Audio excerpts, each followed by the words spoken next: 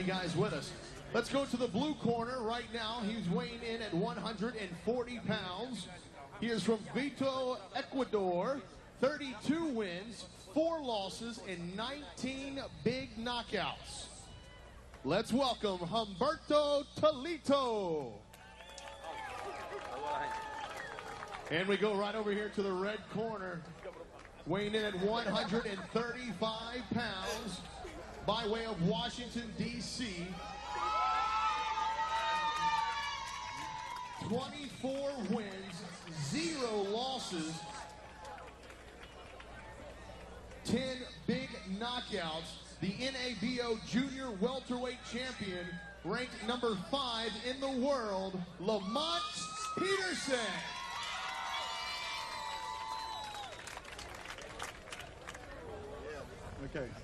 Okay, gentlemen, I gave you instructions earlier. I want a good, clean fight. Protect yourself at all times. Obey my commands. Both trunks are good. Touch them up. Let's have a good fight. Randy Phillips, actually one of the judges. That is Gary Ritter. He is the third man in the ring as we take a look at the tail of the tape.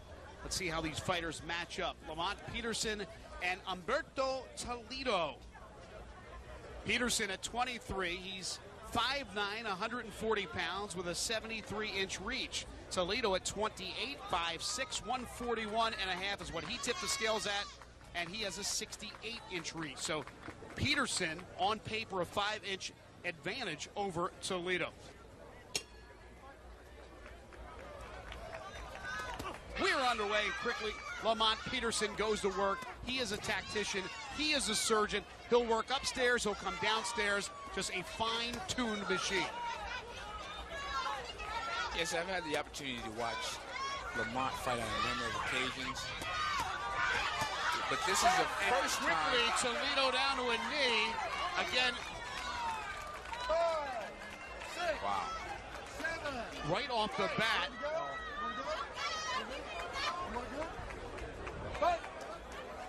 And Peterson, a lot of power with the 10 knockouts in 22 fights, and he doesn't want to give Toledo a chance here.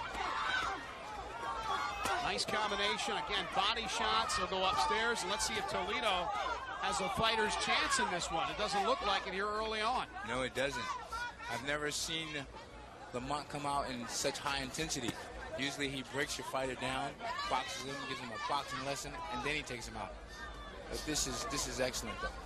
Toledo last fought on September 28th, so he's certainly not rusty. Won by points over Luis Cardozo in Atlantico, Colombia. He's been training for this fight for about a month and a half now.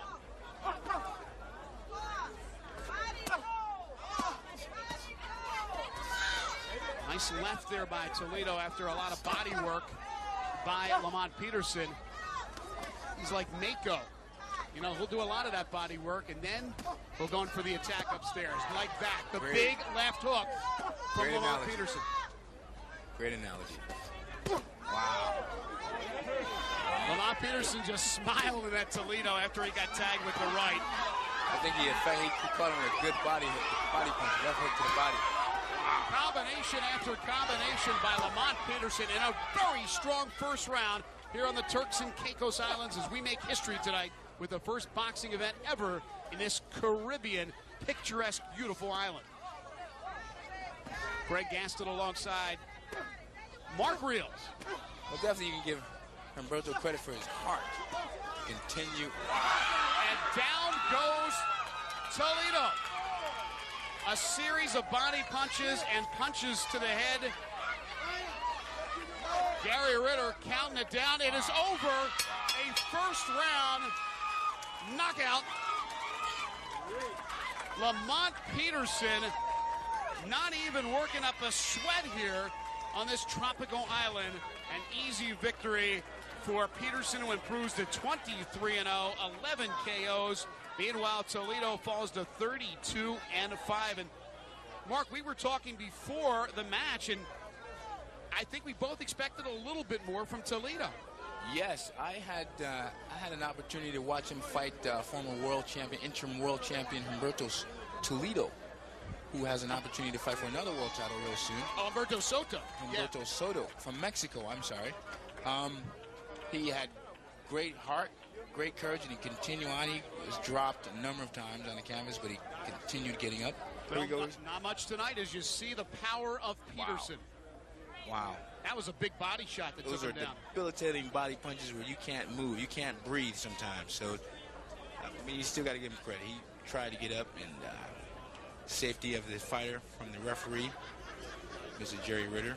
Well, getting back to Lino, in May he lost the IBA lightweight title by unanimous decision to a two-time world champion, Stevie Johnston, in Colorado. So this guy has been in with good fighters. Yes. He is a good fighter. But again, you are looking at one of the young studs in the world of boxing in Lamont Peterson. Yes, I think every time the guys get in the ring, they are making a statement. We are ready. We are coming. And I'm very happy for both brothers. I'm happy for Lamont. He showed his ability, what he's going to do, what he's about. Good job. Let's get the official time of the knockout. We go to ring announcer Brandon Martin. 2 minutes and 28 seconds in the first round. Your winner by knockout, Lamont Peterson. As I said, Mark, he's a tactician, he's a surgeon, and guess what? He's 23 years old. We'll take a quick break. We will come back with more boxing action from the beautiful Turks and Caicos Islands right after this. Once again, Prize Fight Boxing and John Wright presents Battle at the Beach. We are now moving on to 8 rounds in the lightweight division. In the blue corner, weighing in at 140 pounds, from Cartagena, Colombia, a record of 27 wins, 6 losses, and 18 big knockouts, Oscar Leon. Now we go to the red corner, weighing in at 135 pounds, hailing from Washington, D.C., 24 wins, 0 losses, and 17 big knockouts, Mr. Anthony Peterson. Refereeing this event will be Bill Clancy. All right, bring it in, Anthony. Barry. All right, gentlemen, we went through rules in the back. I demand a good, clean fight. Protect yourself at all times. You must obey my commands. Both your trunks are high. I'm going to allow punches at the very top only. Only the top. Touch gloves. Good luck. Buena suerte. Yeah, there you go. Thorough instructions from one of the best, Bill Clancy. Here's the tail of the tape. Anthony Peterson at just 22, 5'8", 135, with a 73-inch reach. Oscar Leon is 33. He's 5'6", 138, and he has a reach at 67 1/4. So again, statistically, Peterson, a much longer reach. He's also 11 years the junior of Oscar Leon. One thing to point out here, Mark, is that Leon is a southpaw, and right away he goes after Peterson. It's not that Peterson hasn't faced southpaws before, he has, but again, that always provides something different for an orthodox boxer. Always.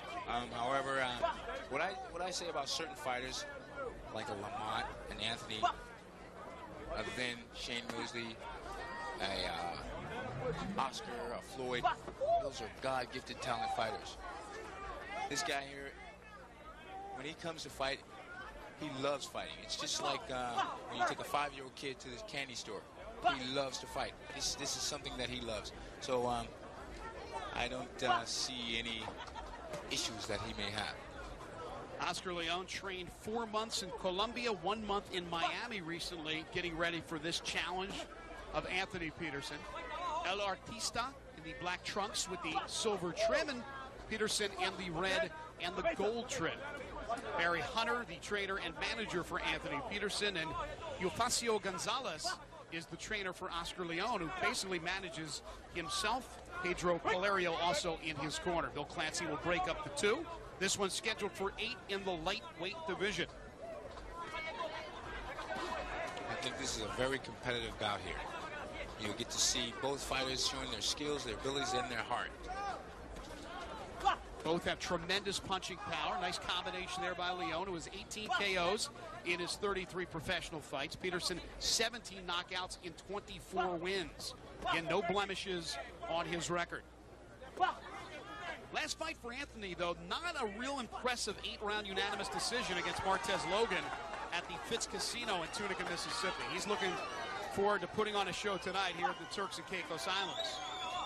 Well, again, with Martez Logan, even though he has his record deceives itself, there's a lot of experience. He's lost to a lot of great fighters, and it also is a good thing for Anthony. Like I said earlier, you learn when you're winning, you learn when you're losing. So, of course, Anthony Peterson learned something that night. It was still a competitive fight. I haven't had an opportunity to be there. Bill Clancy says keep it up to Oscar Leon. A body shot that was a little bit low. Nice little left hook by Leon here in the first round of this match. Big right there by Peterson, then he followed it up with a left. Yeah, with Leon, he's been in more wars. He's been in the more high profile fights. So now it's all about his craftiness. And what helps him again is him being a southpaw fighter. 10 seconds to go in round one. He talked about the fight he had with Mashaba in 2006. He lost to Humberto Soto for the WBC featherweight title, losing by a third-round knockout. So there we go, round one in the book. How'd you see round one? Again, with a better fighter than Anthony Peterson, using his abilities, his boxing abilities, accurate punching. I'll award that round to Anthony Peterson. Let's take a look at some of the action from round one. Well, here you go. Leon threw a left. Wow. Caught him with a right hand, then again countered again with another left hook, and follow up with a jab as always. That's technical. That's textbook boxing right there. Always after your combinations, come back with a jab. Yeah, and what you won't see a lot from Peterson is single punches. It's normally a combination. He may throw a couple of left or right hooks in succession, 2, 3, 4, and listen to him closely, the way he pop, pop, pop. There's things that'll come out of it. Watch. And listen, folks, to Peterson. Yes. He loves his trade. He loves his trade. Can he block that? That was a left from Leon, but it did not get through. Overhand left. Body shot. Left jab. Left hook. What you don't hear a lot about Peterson, Mark, is the fact that, sure, he's an explosive offensive fighter, but he is a great defensive fighter. Yes. Yes, he rolls with his, what they say, you roll with your punches, so you don't get the full impact of the other guy throwing the punches into you. Again, Bill Clancy says keep the punches up to Oscar Leon. What you normally don't see with a Peterson brother, whether it be Anthony here or Lamont, is them taking the full brunt of a punch from their opponent. They just seem to deflect most of the punches, if not block them entirely. Exactly. Or again, as I mentioned earlier, roll with the punches. That's when the punch is coming with you, you catch that punch and roll with that, with the rhythm of that punch. Nice overhand left there by Peterson. The difference between Lamont and Anthony is that Anthony is more of a risk-taker type fighter. He will take it to you, he'll sit there and take punches and try to get the best out of between the punches. A little bit more flamboyant as well, a little bit more of a showman. Yes. Lamont's a little bit more reserved. Nice Big shot there by Peterson. And Leon backs into the corner now. He comes out with a left and now a right. Again, not much damage to Peterson.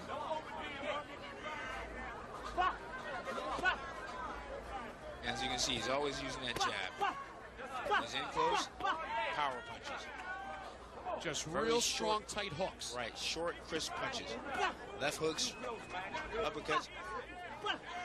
Sounds like you've been to the gym a few times, Greg. Well, I used to. That's right. Too many pina coladas here, the Turks and Caicos Islands. What you won't see is him coming from his feet and throwing a punch with an uppercut that comes from 2 islands down the road. You know what I'm saying? He's basically, as you said, what very you said. concise. Exactly. He plants his feet and he gets the full power out of those punches. You can see he's well conditioned. Probably no body fat on him. Again, a bit of a low blow. Seconds to go in round number 2. It's actually a very pleasant evening with a little bit of a breeze blowing, so the boxers certainly won't be fatigued by the heat. It's just not that oppressive type heat you may see and feel in the summer. So a good second round for Anthony Peterson. Did you see Peterson winning that round as well?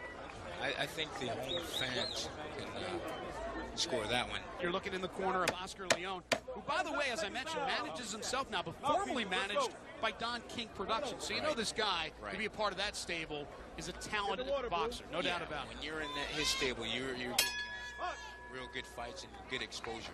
Round 3, lightweight division scheduled for 8.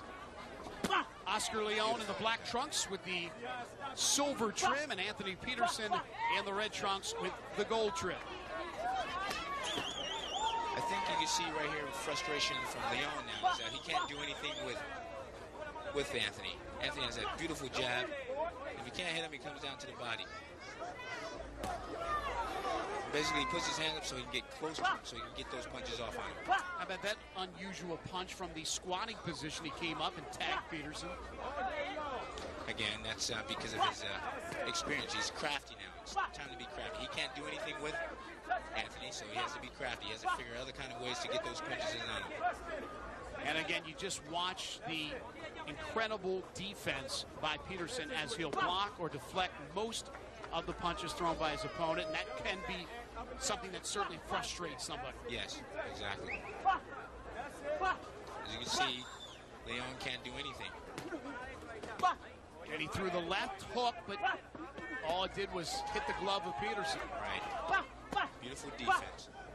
And again, you listen to those pops, not unlike the veteran tennis player, who I think is now retired, Monica Seles, used to grunt when she would return or serve. Exactly what you're getting with Anthony Peterson. That's another way of getting out the full effective punch power. Beautiful right hand, counter right hand. Right in front of us, folks. Got a bird's eye view there, and Bill Clancy will break the two up. We're in round 3. From the Gus Lightbourne Sports Complex on the island of Providenciales, the beautiful Turks and Caicos Islands. Beautiful. Three jabs followed by a right hand. Good defense. Roll with the punches. Just nowhere to go. No opening there for Leon. Exactly. That was questionable, that one. It looked like it landed on the back of Peterson's head, but Bill Clancy says fight on. Nice left hook by Leon finally. Yeah, that one got through. Yes.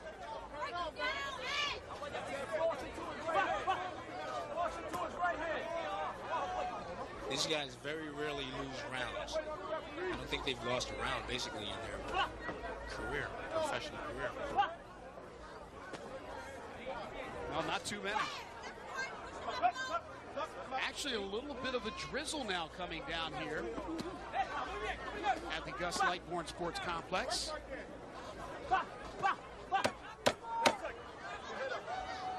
Leon again going into that crouch position. He did not take a knee. If he took a knee, it would have been a mandatory 8 count. Yes. Final moments of round number 3, and that'll do it for the 3rd round. As the rain starts to fall a bit here, another solid performance there in round 3 by Anthony Peterson. Mark, how'd you score that one? I think you answered that one. 10-9? Yes. You don't usually see Oscar Leon backtracking, but he did right there. Yeah. Well, now, again, I'll continue saying that he's a veteran now. He has to be crafty. He knows that he can't use the basics on this kid because he's sharp, he's accurate, so he has to figure out other kind of ways to get his punches in. Round number 4. Out with an overhand right. Overhand right that again was partially deflected by Peterson, who was ready for it. Yes. If you're just tuning in, round 4 scheduled for 8, the lightweight division. Anthony Peterson, the unbeaten 22-year-old from Washington, D.C., looking to improve his mark to 25-0. He is the current NABO lightweight champion, the #1 ranked lightweight in the world by the WBO. But he's going up against, as Mark has said numerous times, a crafty veteran in Oscar Leon, 27-6. And down goes Leon, but quickly he's back up. However, let's see if there will be some ill effects from that punch from Peterson. That knockdown came down from 2 counter left hooks followed up by one another. Nice combination again. You won't see Peterson throw one punch. It'll be a combination or a succession of multiple punches. Leon doing a little bit more moving now. Try to stick and jab and get out of the way. Good body punches from both guys. Left hook. Way to go. Good mix-up. Downstairs, upstairs. Exactly. Fans really getting into it now. They sense something here in round 4. Peterson just lightning quick off the draw. Yes. Peterson kind of reminds me of a young Shane Mosley when he was the IBF lightweight champion. Another vicious body attacker, and that's how he won most of his fights, by the body. Now they call Leon El Artista, but Peterson to me is an artist in the ring. Yes. Whether it be offensively, defensively, he's just an amazing boxing prospect, already a champion, but with still big fights down the road to come, and only 22, which is absolutely amazing. Leon is in big trouble here against the rope, right in front of us, and tries to fight back the 33-year-old veteran. Greg, I got to correct you. As a fighter, when you turn pro, you become a prospect. Prospect, you become world contender. This guy, Anthony Peterson, is a #1 rated, world-rated contender. So his next level of being fighting for a world champion and becoming one. He is just about there. You're absolutely right. But we know he's had some big fights. He's got some super fights still to come. Yes. Just amazing how much these guys, these young men, both Anthony and Lamont, have progressed at such a young age. Final moments of round number 4. Leon trying to fight back. Looked like he was in trouble there in round 4. But he survives to continue in this scheduled 8-rounder. How'd you see that one? Dino, Well, this round right here, you can be close to calling it a 10-8 round. Please report to the ring. Thank you. You have a choice of calling it a 10-8 round because he took so much punishment from Anthony. But I'll be nice and call it a 10-9 round. 10-9 round. Oscar Leon there in the corner getting worked on by Ufacio Gonzalez, his trainer. Pedro Valerio also in his corner. Center, underneath. The uppercut will stand him up, then it'll set him up for the brick hook of yours. Don't let him get comfortable, man. Keep touching him. Once you get there, just keep placing your hands on him. And there you go, words of wisdom from Barry Hunter in the red corner with Anthony Peterson. He said, don't let him get comfortable. Keep putting your hands on him. Exactly. Just keep that pressure on him, keep him uncomfortable, as he said, and eventually it's going to happen. Round number 5 in the lightweight division, again scheduled for 8. A wild overhand left there by Leon that missed badly, but a nice little combination, and he stuck the right. Yeah, Anthony is not a big puncher. He doesn't have knockout power. He just, as you can see, continues throwing punches and wearing them down with those accurate, hard, effective punches. A lot of puffiness under the right eye of Leon. And again, as you can see, Oscar Leon is on the run. Caught him with a nice counter left hook. He walked right into that, Mark. Yes, he did. Again, Oscar Leon has a lot of heart. He doesn't give up. Beautiful body.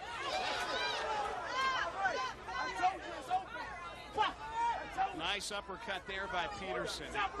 Again, Leon just doesn't have an answer, and it's got to be frustrating. Well, he's hanging in there, Mark, but again, he's not able to score on a consistent basis. it's his heart that has him hanging in there. It's his heart. Big right, and down goes Leon. He shakes his head. He knew he got hit with a big right there, but he's back up and looks like he's ready to ride. Wow. Let's see if Peterson goes for the kill here in round 5. Wow. Look at that. And down again goes Leon. He caught a big right from Peterson. Back up is Leon. He will continue. You got to talk about the game and how much of a gamer he is. But can he survive round 5? The corner of Anthony Peterson saying finish him. They want it done now. Yeah, but at the same time, you can see be comfortable in this. Look at this, man. Wow. Down goes Leon again.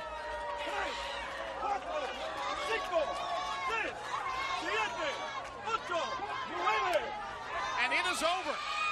Bill Clancy stops the bout after 3 knockdowns in round number 5 as Anthony Peterson improves to 25-0, 18 knockouts. You know, Mark, heart can only take you so much. It'll usually keep you in a fight. He showed a lot of heart, Oscar Leon, but when it comes down to it, he's facing, as you said, hey, no longer a prospect, one of the fine young boxers in the world. Well, let's take a look at some of the action from round 5. Again, 3 knockdowns. This is the first one. Beautiful body punch, coming back with a nice right hand, and down he goes. Let's get the official time of the knockout as we go inside the ring.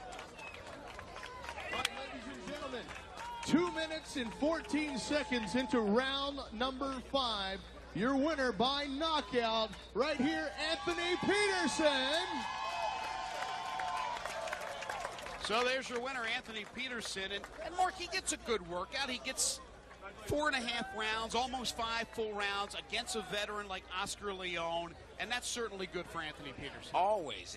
You can't, now that he's #1 in the world, a lot of fighters back in the day, they would just wait until they get their opportunity. But that's not a good thing to do. You want to stay busy, so when it's time to get in the ring, you are comfortable in the ring. The arsenal of Peterson, though, is amazing. You didn't see a lot of uppercuts in that bout, but you saw one there to wrap it up in round number 5, and that's after Leon exposed himself because he was trying to do something offensively after getting knocked down twice, was frustrated, nowhere to go, and there comes Peterson with a big uppercut to end this fight. Well, ladies and gentlemen, coming up next, the IBC Junior Middleweight World Championship. Stay with us from the beautiful Turks and Caicos Islands.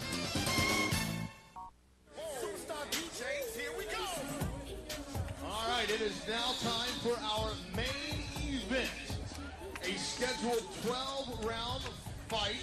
IBC Junior Middleweight Championship. 12 rounds. We go to the blue corner. He's weighing in at 154 pounds. He hails from St. Louis, Missouri. A record of 20 wins, 6 losses, 8 knockouts. Ryan Davis. Then we go over to the red corner. Weighing in at 150 pounds by way of Brooklyn, New York, with a record of 35 wins, 5 losses, and 25 big knockouts. Former 3-time world champion, Zab Super Judah.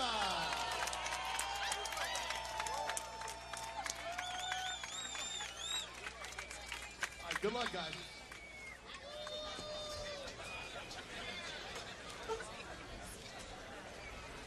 Gentlemen, already been over the rules, and this is my commands at all times. Any questions?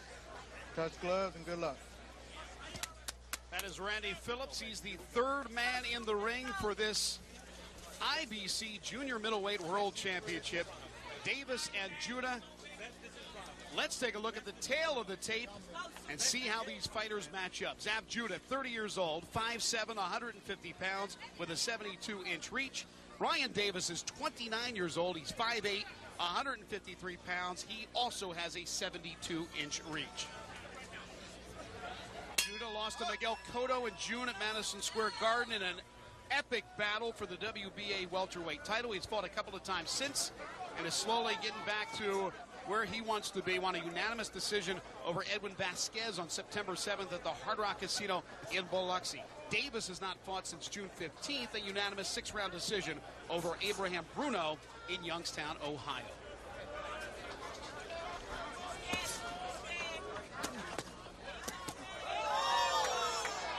Zab Judah quickly to work against Davis.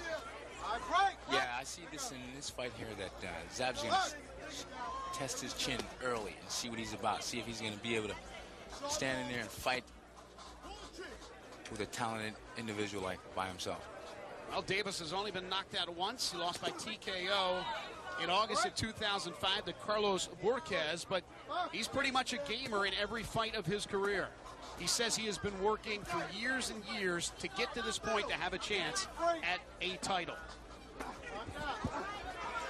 And again, he told me in the dressing room that this is a win-win situation for him. No doubt about it. Meaning that if he wins, the world is his, and if he loses, it just depends on how he loses. If he gets a good standing account of himself, he can look to the future for some other fights and possibly a world championship again. One thing about Davis is he comes into this bout not with a lot of momentum. He has dropped 3 of his last 4 bouts.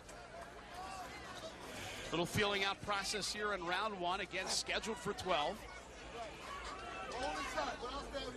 Greg Gaston and Mark Reels with you from beautiful Providenciales on the beautiful Turks and Caicos Islands. Just a wonderful country. Nice little uppercut there from Davis, but not much damage to the very fast Zab Judah, who has power and speed, and that's what you need to be successful in the boxing world. Yes.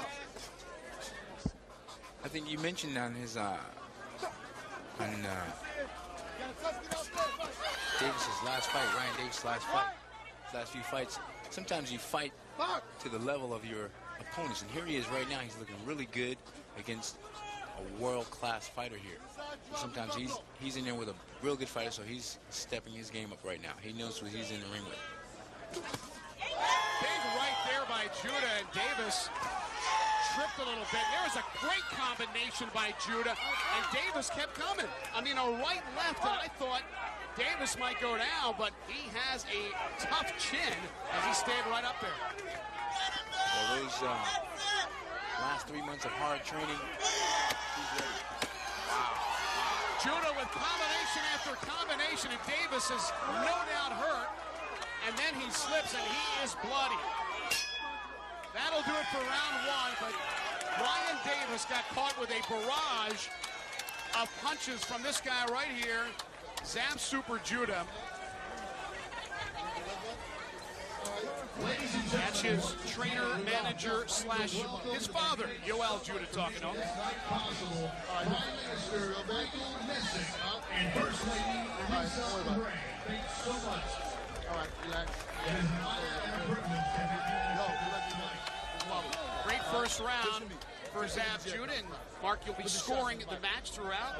Yes, I will. See some of the replay. With a counter right hook, caught him off balance. All right, because you heard Come see it here, you'll go. Ready, boom, and he keeps coming forward and gets drilled again with the left. See, the thing is with fighters, Zab Judah's a southpaw. All of his career, his amateur career, he's been fighting orthodox right-hand fighters. Right. With the right-hand fighters like Ryan Davis, he's been doing the same thing. So it's really awkward for him. It's more uncomfortable for him to be in the ring with a southpaw. The other thing is with Judah, he's world-class, he's fast, he has power, he's crafty. Look at that, beautiful jab.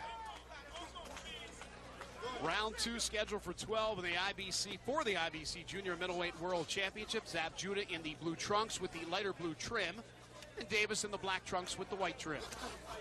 Judah doing a lot of damage in that first round, and Terry Davis, who's the father of Ryan Davis, also his trainer-manager, did some corner work on his face because it was it looked pretty bad after round 1. Beaten and bloodied, but again, Davis will come out. He is a trooper. He hasn't worked this hard to get to this point to go down early, even against a super competitor and a super fighter like Zab Judah, the 3-time world champion.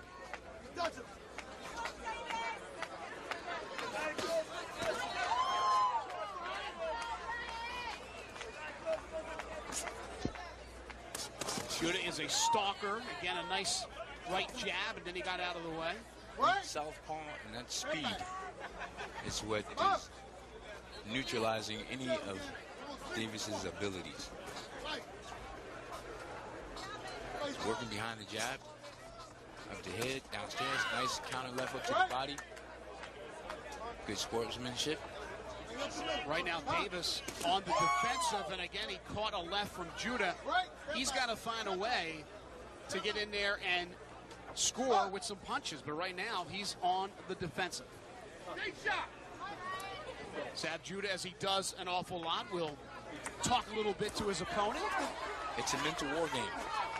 They say in boxing, it's 98% mental and 2% physical. So he's kissing at him.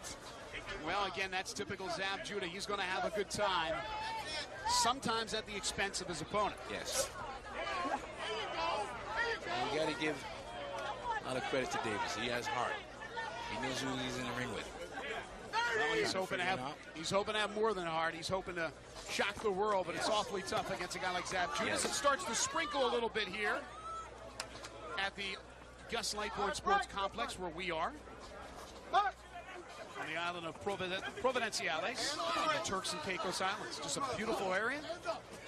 Enjoying boxing for the first time ever. I think Davis is doing just what he's supposed to do. Take it to him. He seems like he's a bigger kid than him, than Zab. And instead of trying to box him, he should be the bull. And that'll do it for round 2. Another good round for Zab Judah.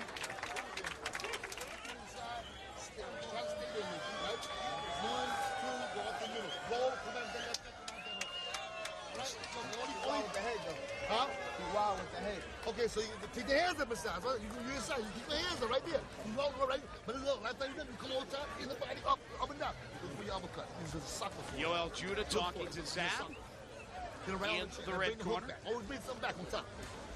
Remember, to the head, to the body. When we saw the two Davises, Ryan and his father, Terry was talking about getting Judah inside and trying to score. He doesn't want this thing to be where Judah will hit and move, stick and run. He wants him to go inside and make it a brawl if he can. By the way, the cut is on the bridge of Davis's nose. It did not get opened up again in the second round. He did a nice job in fixing that cut up after round number 1. Exactly what I said earlier with Davis's corner. His father told him to take it to him. Bull him in. Be hard on him. And then again, you have Zab Judah with his boxing abilities, his speed. Hit and don't get hit. That's the name of the game. Easier said than done to try to bully Zab Judah. As always. Beautiful coming left. And Davis caught the right, and they almost went through the ring right in front of us, right through the ropes, rather. A mandatory 8 count to Ryan Davis. Judah and Davis almost came through the ropes right on top of us. Caught him with a counter left hook. And then after the 8 count, he caught him with another counter right hook and a body punch, a right hook to the body. Well, that's exactly the dilemma that faces Davis. His father wants him to get inside and slug it out. But as you talked about, Mark, with Zab Judah, the speed and the strength, I mean, he can win fights this way as well. He has done that in the past. Yeah. The thing is, another thing is, a lot of fighters we have to understand is, with the ability of Zab Judah, it's called counter left counter hooks. With Davis, him going in as a bull, he has to look out for his counter hooks. Great point. Big left again by Judah, then missed with a wild right. I believe Judah just got hurt with a counter uppercut. Judah just got hurt. Caught with a nice punch, nice uppercut to the chin. Davis. And Davis realizes it. Yeah, and Davis right in the ear of Judah talking to him. That's after Davis thought he got hit with a low blow. Yeah, now you see why Zab was holding.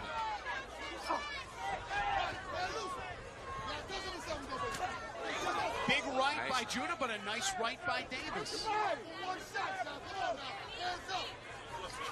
Oh, another Big beautiful. right by Davis, and Judah almost went through the ring. How about Davis fighting back? What do they say about a wounded animal? Very, very dangerous. That's dangerous Ryan Davis. You can see Judah has a bloody nose. He caught him with a strong right hook. Right punch straight right across to the nose. Big body punch there by Judah, but you're absolutely right, Mark. Judah bleeding, as is Davis. This is only round 3, and it's scheduled for 12. Judah's still hurt. Oh, beautiful body. Couple of body shots there by Ryan Davis. Sam with a big left. Final I think we got us seconds. a fight now. Oh, wow. Absolutely. Final moments here of round number 3. You got to give a lot of credit to Ryan Davis. And although it is a pro-Judah audience, Davis is getting a lot of support and a lot of respect for that round. He was hurt early in that round, and then, as you said, he countered, hurt Judah himself, smelled the blood, obviously couldn't put him away, but he did a lot of damage. How'd you see round 3? Exactly. So that was originally a 10-8 round in favor of Judah, but being that Ryan Davis came back so strongly, I gave him a 10-9 round in favor of Judah. So you still like Judah in that round, Yes. although Davis came back very strong. Again, it was a 10-8 round originally. It was a 10-8 round, so that was 2 points for Judah, but Davis came back strong. We give him a point back.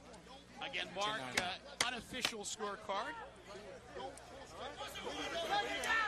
Judges are Bill Clancy, Gary Ritter, and Reese Mullins. If it goes to the cards, they will be the ones deciding this bout. Right. You can hear in the background of Judah's father telling him, don't pull straight back. And that's basically what caught him with that straight right hand. He pulled back. The rain is coming down a little bit harder now as we've hit round 4 of the scheduled 12 round. All right, go get that cover stand. All right, break. Wow. Now Randy Phillips, not only having to referee this bout, is also going to have to be aware of how slick the canvas gets with this rain coming down, because that could be a factor and that could injure one or both of the boxers. A lot of fans running for cover, but the boxers continue and we continue here as well. Yes. Davis with a nice body shot, and then Judah with a big left hook.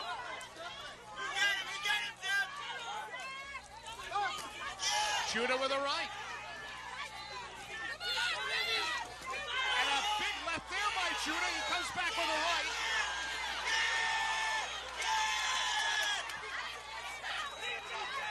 Fans are going bonkers here right behind us.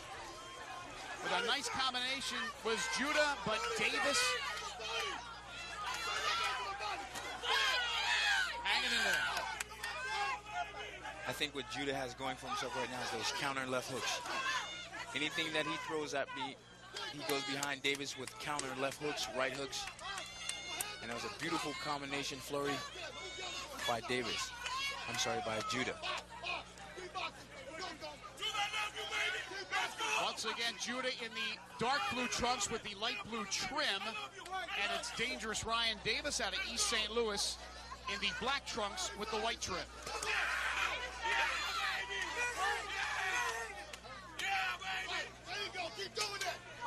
Both from tough neighborhoods.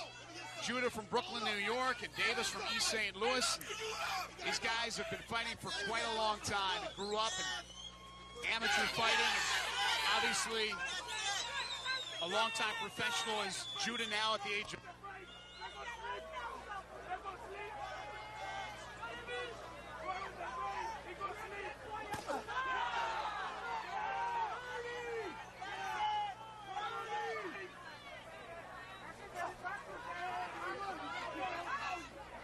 This rain is coming down pretty good. It's coming down very hard. We got us a good fight in the rain. Judah still bleeding a little bit, and Davis's cut, which is over the bridge of his nose, has opened up a bit as well. 10 seconds to go in round number 4. Both fighters slowing down a little bit in the 4th round after that big 3rd round.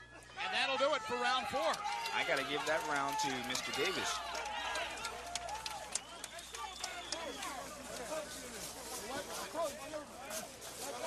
A lot of work being done now Don't blow. on the canvas as you listen in.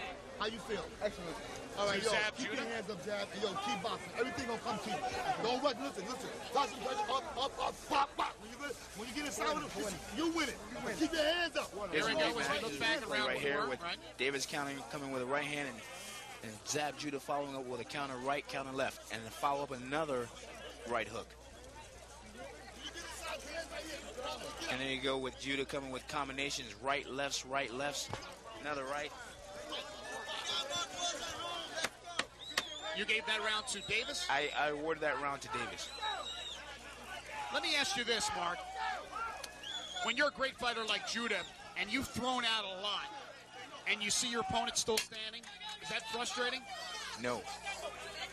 It shouldn't. He's a veteran now. He's been in the ring for a while. He's been a professional for the past 10 years now, 11 years. He's also an outstanding, accomplished amateur fighter, so he knows the game. Round number 5.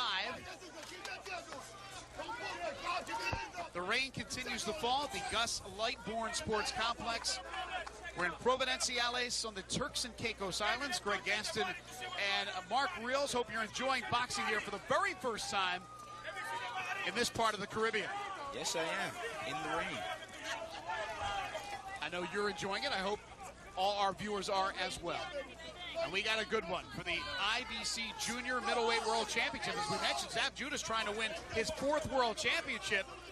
Ryan Davis is trying to make a name for himself, shock the world, and win his first. Well, I think he's accomplishing something. I think he's earning the respect of Zab Judah. He's not talking as much right now. No, I think he punched him in the mouth and cut that out. We got ourselves a fight here. No doubt things have slowed down here in the last 2 rounds after an amazing 3rd round. Both fighters probably trying to catch a second win, and we got a long way to go.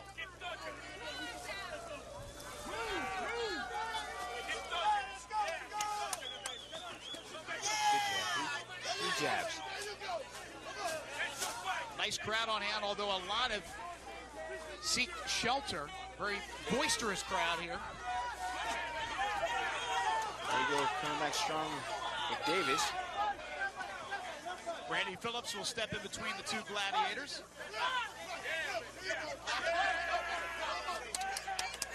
I don't know what Zab Judah expected, but he has certainly gotten a lot from Ryan Davis. A tough competitor. Yeah, well, basically a lot of fighters, you would, no disrespect to Davis, but you would rate him a C-level type fighter. But a lot of these C-type fighters, when they get in the ring with world-class guys like Zab, man, they step their game up so high. Great point. And I mentioned he had lost 3 of his last 4, so I don't know what you can expect from this guy, Ryan Davis. Judah with an uppercut. I don't think it hit him flush there. Or if it did, Davis wasn't fazed by it. I think Davis is in the best condition of his life. Both fighters in terrific condition, no doubt about that. Both dancing around here in round 5, but not throwing many punches. In fact, Davis has not thrown many at all. Final moments of round 5. There's a nice body punch by Judah. There's that counter right hook. Again, a glancing blow, but it did score. And that is round number 5.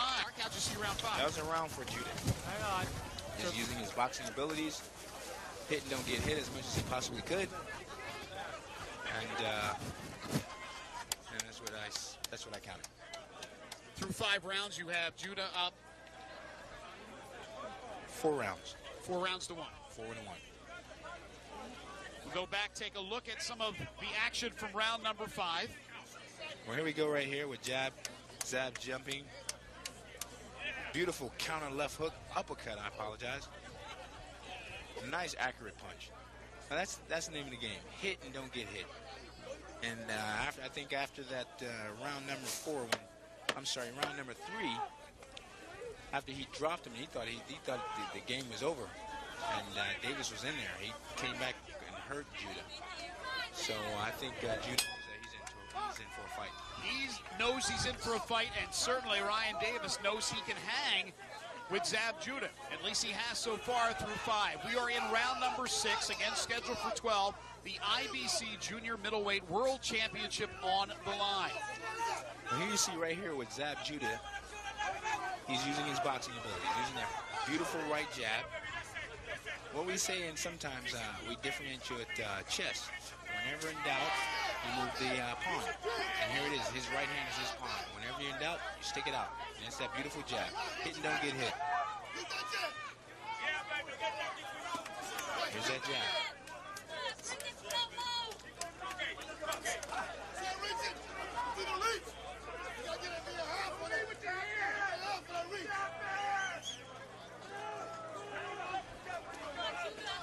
Remember, these are all points here. These jabs are points. He hasn't thrown one power punch yet. And that's the sign of a good boxer, using that jab. The blood continues to trickle down from the bridge of Ryan Davis's nose. And down goes Davis, and they say, no, it's a slip. It's a slip. And you can understand why. Both of the fighters running into each other on a slippery canvas. There's a nice left by Judah. Counter right hook again. He's been very effective with that counter right hook.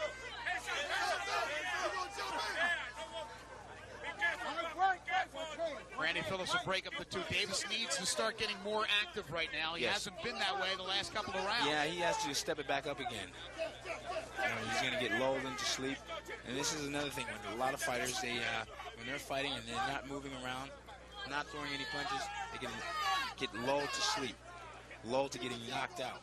When we peeked in on the blue corner a couple of rounds ago, it was his father, Terry Davis, his trainer-manager, who said, you got to go in and try to duke it out with Zab. You got to stay in close quarters. And then he was very effective, as we remember. Exactly. But not the last couple of rounds. He hasn't thrown many punches. That was round 4.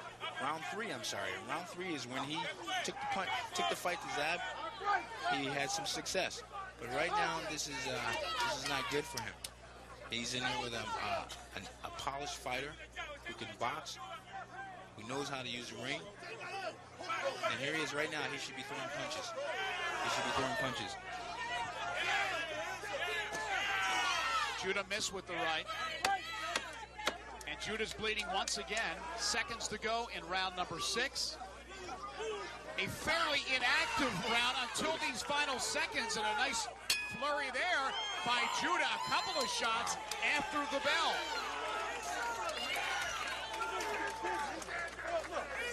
Not a lot of activity, as I said, in that round, Mark, but that has to be Zab's. Yeah, that was definitely Zab's, because he ring generalship. Again, I mentioned earlier, there's 4 criteria of scoring a round. There's clean, hard punching, effective aggressiveness, ring generalship, and defense. Let's look back at some of the action from round 6. Counter uppercut with that looked more that was a slip, but it could. Well, they called it a slip. They call it a slip. It could have been either way. Here we go. Ryan Davis throwing punches with nothing hitting him, and here we go with Zab coming back with a nice 5-punch combination, and out of those 5, 3 punches hit him. It was a nice combination for scoring. I don't think it did much damage physically to Ryan Davis, but certainly a lot of that will take its toll eventually. I think that Davis needs to take this fight to Zab. He needs to be the bull.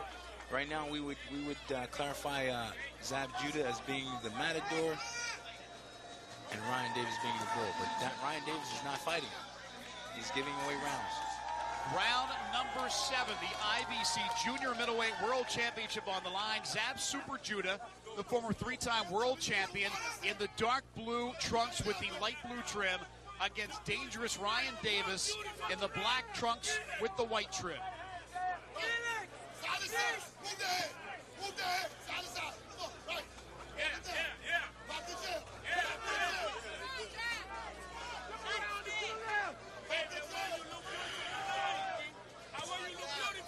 Zab seems to be showing a lot more patience than he did early in the fight. Yes, he did.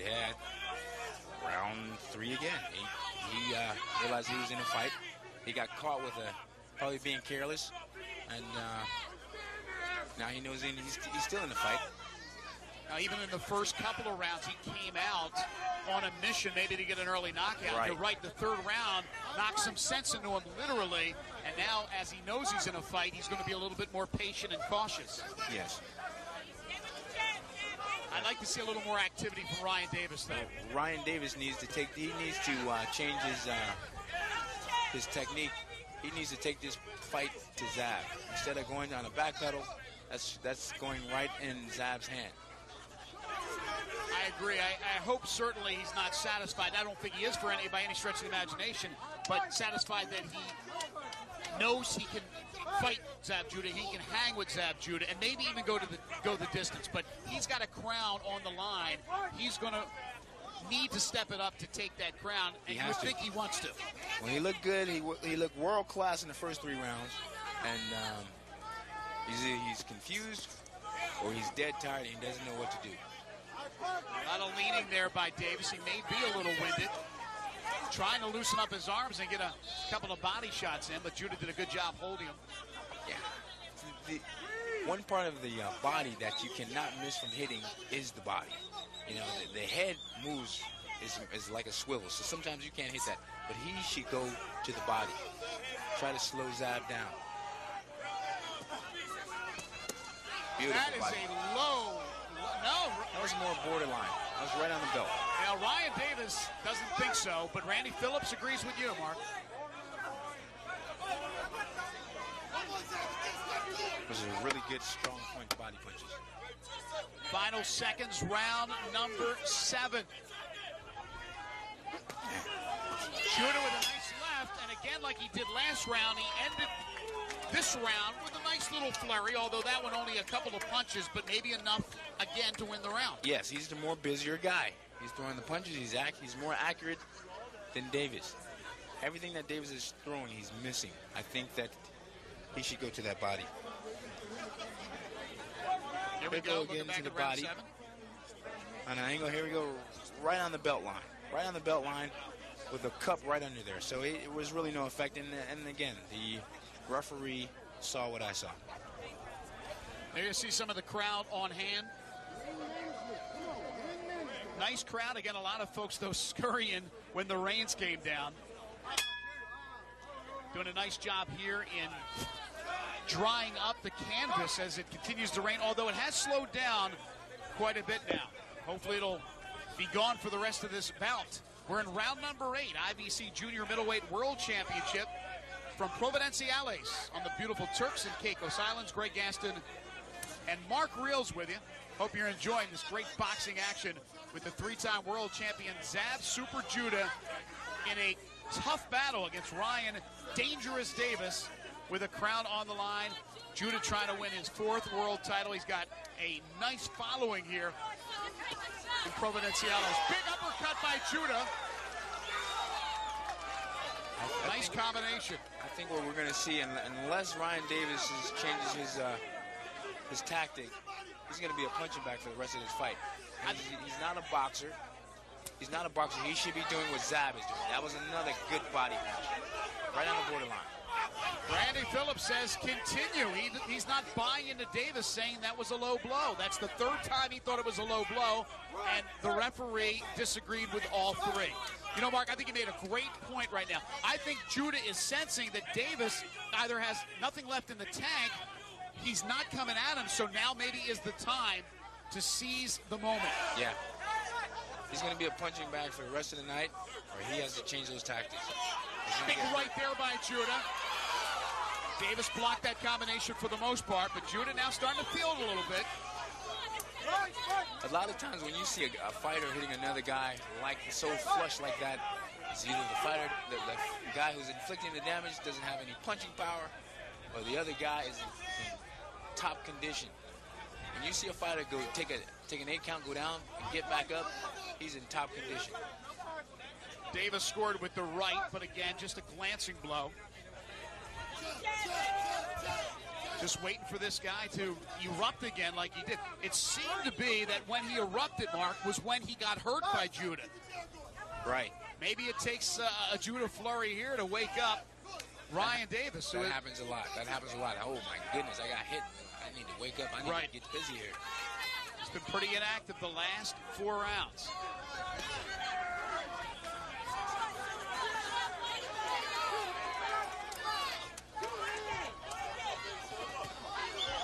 There's a nice right by Davis that got through. Let's just see if he can keep doing that. He needs to go to that body. I think looking at his style, the way he fights, he should be taking it to this guy's body.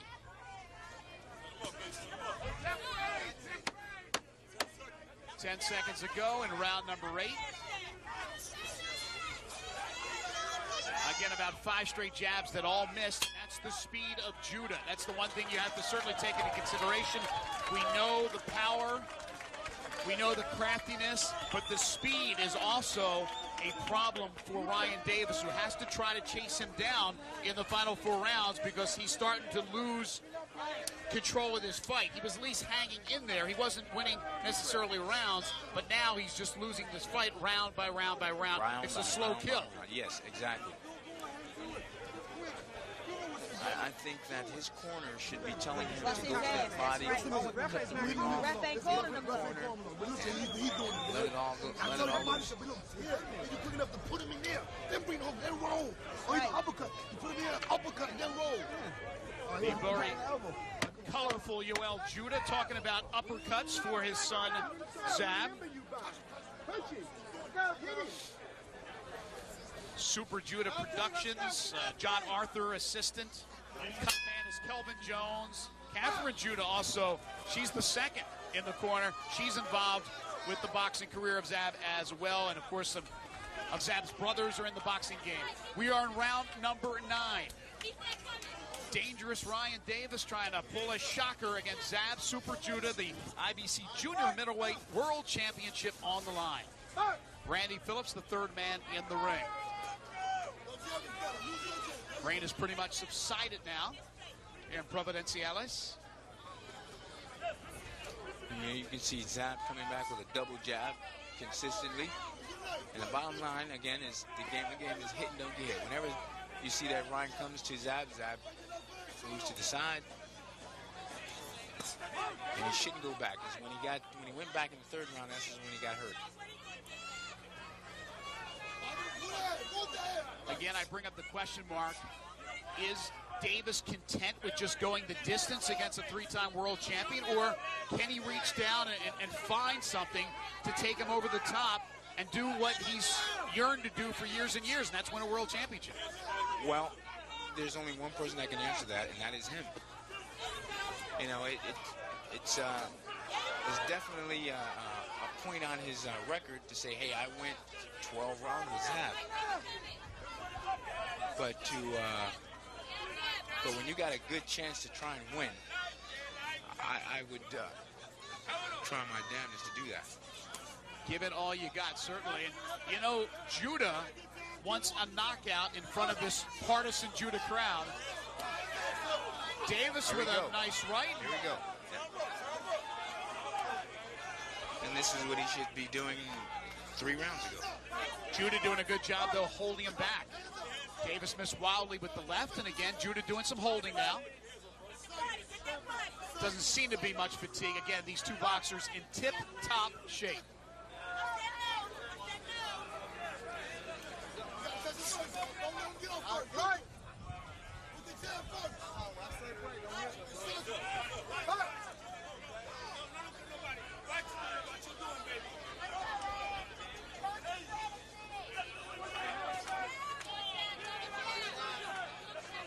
Good movement here from Zab Judah.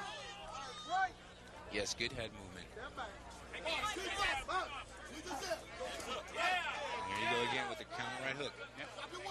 Got the right. Got out of there. No Double damage. jab. Judah's doing a great job of ducking the blows thrown by Davis. Davis is trying, but Judah just too quick on the trigger, and he's getting out of the way very nicely. Final seconds of round number 9. Davis is hanging in there, but does he have enough to come up with something big over the course of the next 3 rounds if it does go the distance? Well, that was a much more competitive round coming from Davis this round. I don't think it was enough for him to win that round. Right, I agree.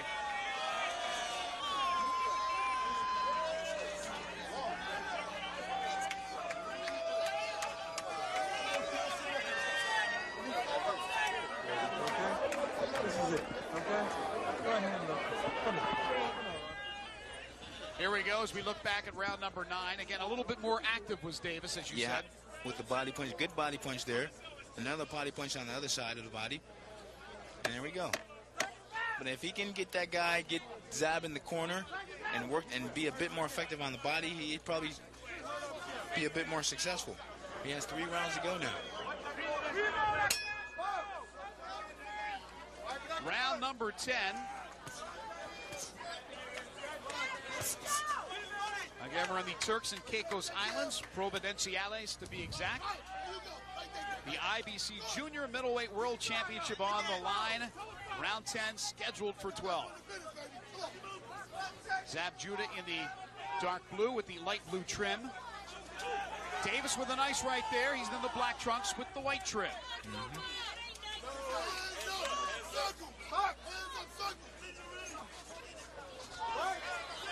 Well, Judah ducked the punch and almost threw him out of the ring.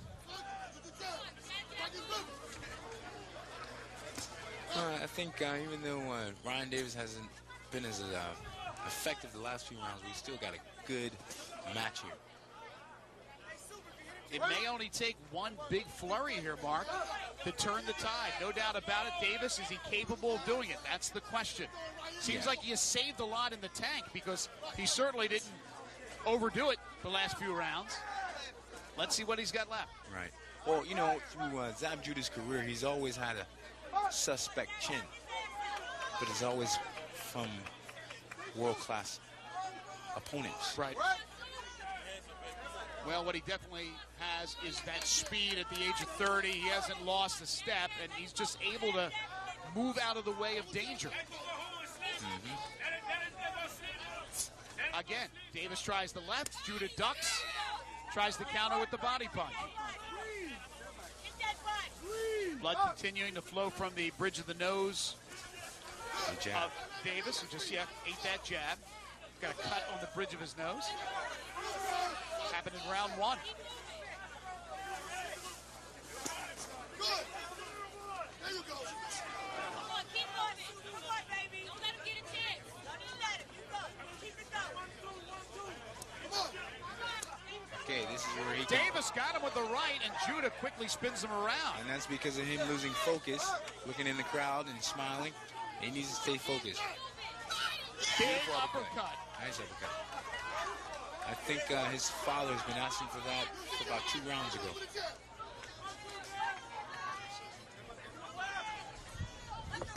Davis with a nice right there. Off the break, tried the left and was blocked by Judah.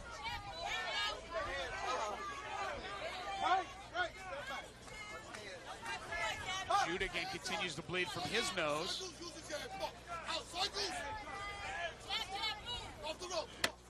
10 seconds to go, round 10. These two gladiators have certainly been in a war. Randy Phillips will break the 2. You're right on. 2 points. Gladiators and war. Well, we have 2 rounds to go in the scheduled 12-rounder. Zab Judah seems to be in control, but it's been a lot harder than you would have thought, as it's been a very game. Ryan Davis, they call him dangerous. How dangerous will he be in the final 2 rounds? What does he have left in the tank? Well, hopefully we'll see you now. I think, as we say sometimes, you're going to need to put his balls on the table and just take it to him.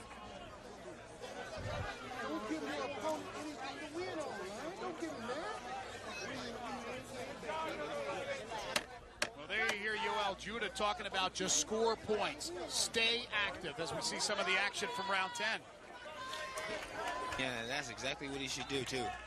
That's what you always should do. Stay in the ring, stay in the fight.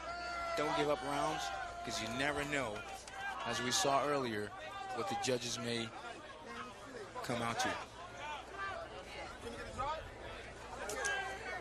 I think Ryan Davis slipped a little bit on the canvas, a little bit slick where the logos are. And he caught Judah there with a left to the side of his face.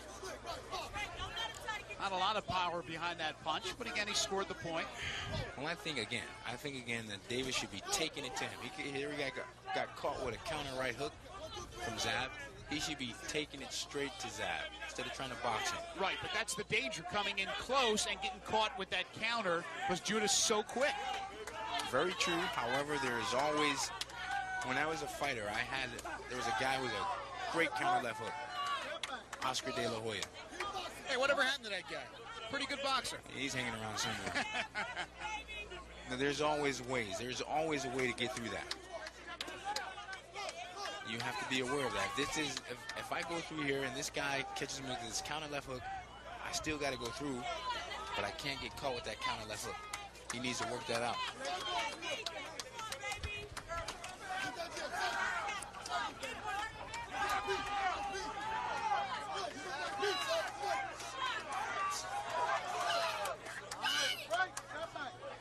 Most of the fans have hung around through the rain watching this IBC Junior Middleweight World Championship. We're making history tonight in the Turks and Caicos Islands, first professional boxing card, and hopefully one of many to come.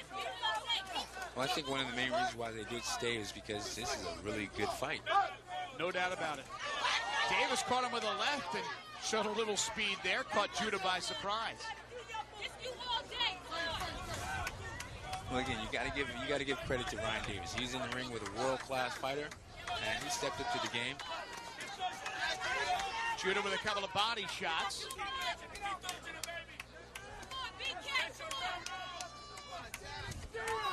Yeah, right now he should be taking it to Zulu instead of what we call flexing and posing. Judah's 25 knockouts in his 40 professional fights. Davis, 8 KOs in his 26. Randy Phillips again, third man in the ring, breaking up the two.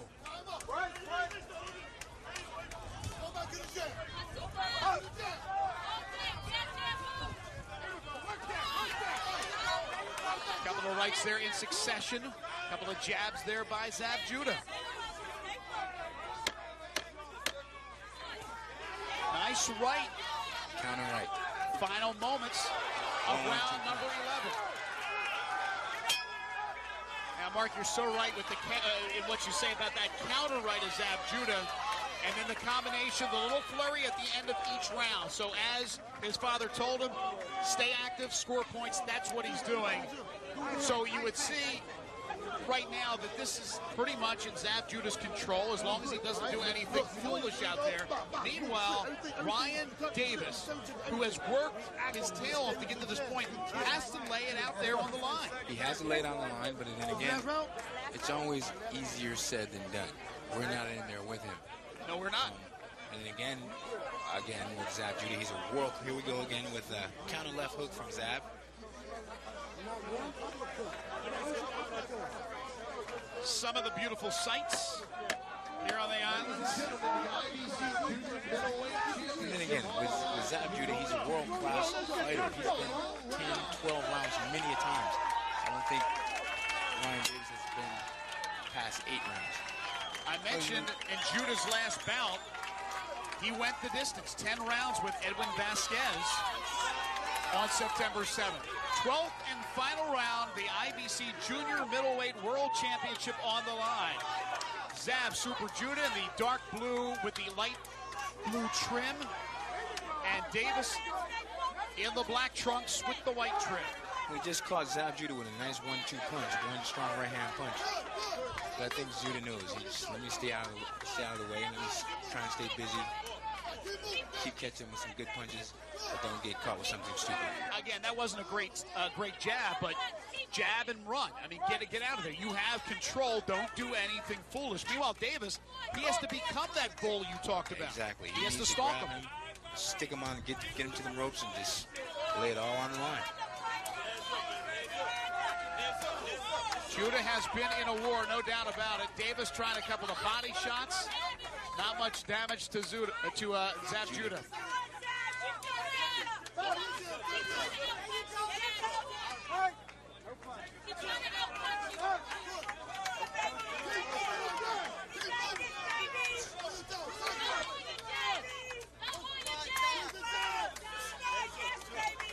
That right hand should have been an uppercut from Davis.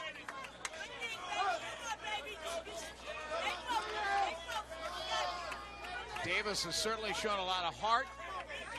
He's hung in there tough. Yes. He had a nice flurry himself in that third round where he hurt Zab Judah. The problem is he didn't have anything else the rest of the way. I mean, he's had a couple of shots, but basically it's been Zab Judah in control. Pen lightning strike here for Davis. Time winding down in this bout. And Randy Phillips calls a time for him.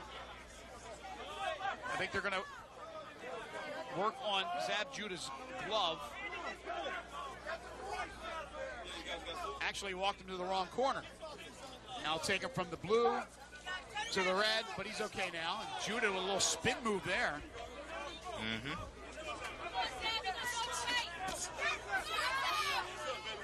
And you see Judah, because of his experience, he still looks really fresh in round 10. This is new water. This is new grounds for Ryan Davis. He needs to take it to him instead of flexing and posing. We got to give him a lot of credit, man. He came in there and gave it his best. Judah missing wildly with the right. And that's when you got to be ready for a counter. And Judah goes down, but he definitely slipped here with 10 seconds remaining. And again, a slick canvas as we've had a lot of rain throughout this bout. And that will do it. 12 rounds, an exciting bout.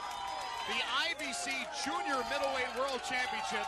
But as you said, Mark, Zab Judah on the shoulders of his father. And again, you never say never until you hear what the judges have to say, but you got to think he has won this title. But as you said, Ryan Davis, hey, this is a feather in his cap. Good things to come from this young fighter. I believe so. I would hope so for him.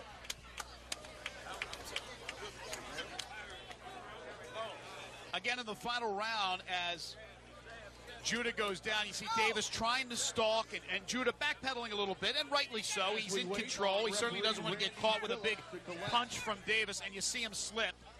And now let's go ringside to Brandon Martin and get the decision. All right, ladies and gentlemen, once again, welcome back to the beautiful Turks and Caicos Islands. We'd like to thank John Wright and Prize Fight Boxing for bringing boxing back to the islands. All right, let's go ahead and look at the judges' scorecards. Judge Bill Clancy scores it 119-109. Judge Reese Mullins judges it 119-109. And Gary Ritter scores it 118-110. Ladies and gentlemen, by unanimous decision, and the new IBC Junior Welterweight Champion, Zab Super Judah. Well, it's certainly a very happy crowd here at the Gus Lightbourne Sports Complex in Providenciales in the Turks and Caicos Islands, as Zab Judah, who had the partisan crowd on his side, he wins his 4th world title. Well, Mark, what a world championship bout it ended up being. I don't know what Zab Judah expected, but he certainly got everything from Ryan Davis and then some. Yeah, Ryan Davis stepped up to the plate. He came out. He knew who he was in the ring with. However, you got a world-class, exciting fighter in Zab Judah. He did what he had to do. He's world champion again. Yeah, and if you're scoring at home, that's 4 world championships now for Zab Judah. As far as this boxing event is concerned, history made on the Turks and Caicos Islands. They've never hosted a boxing event. How do you think it went? I think it went really well. You had three world-class fighters in the Anthony Peterson brothers, Rayanta Whitfield. They did an outstanding job. Turks and Caicos, they were treated really well tonight. Prize Fight Boxing, we certainly want to thank them for putting on the show. Everybody here involved with the fight. Also, everybody out there for watching. We certainly appreciate it.